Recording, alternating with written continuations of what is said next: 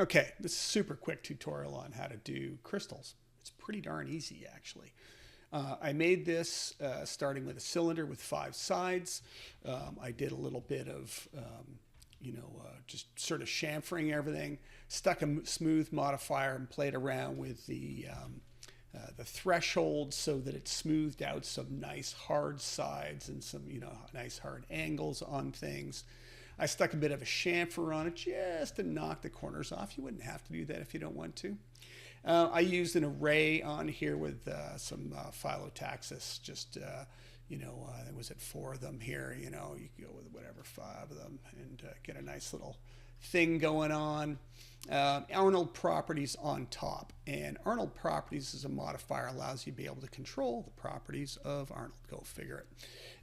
So what you can do is you can actually, it's on a per object basis, so you can turn on general and double-sided. We want double-sided on because we kind of want to be able to see both sides when we render. We want to see the inside. With that off, I don't know if you can notice it looks a little weak. You're not seeing the inside, the other side of it, because technically it doesn't exist. So with that on, you can see it happen, and it looks kind of cool. Material is incredibly easy.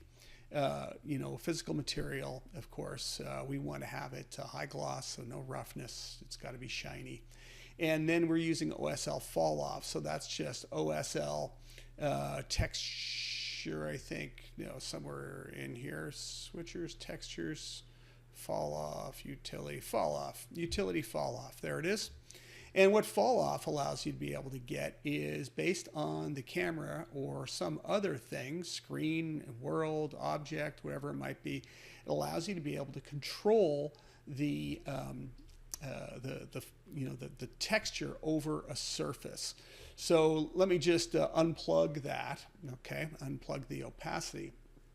And what you'll see now is that, when I play around with this, I'm just going to take this value down. You'll notice it starts becoming more and more of that light blue.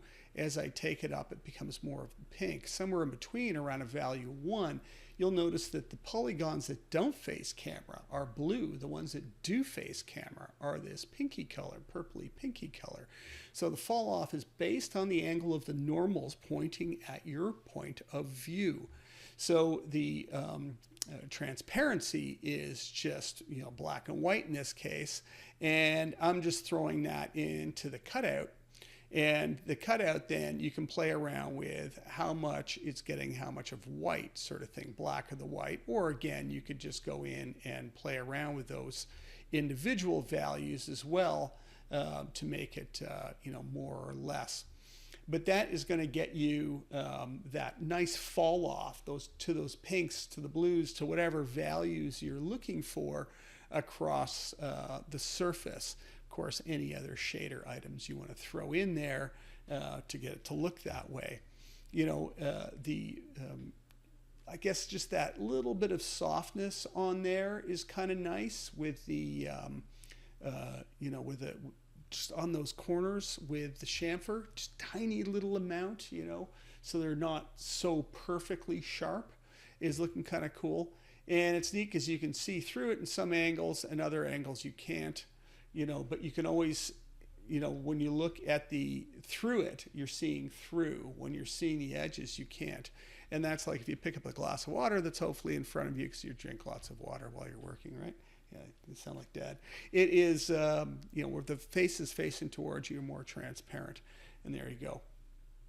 Pretty darn simple, isn't it?